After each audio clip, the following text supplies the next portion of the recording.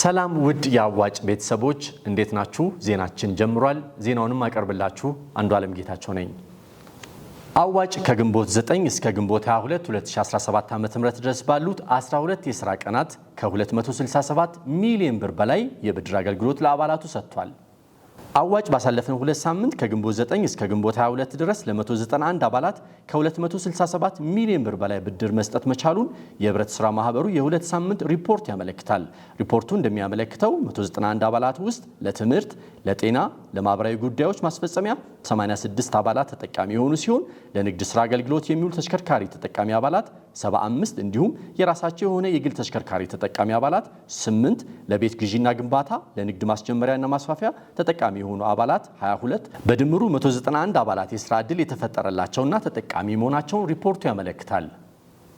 ውድ የአዋጭ ዜና ተከታታዮቻችን የዕለቱ ዜና በዚሁ ተጠናቋል። መልካም ሳምንት።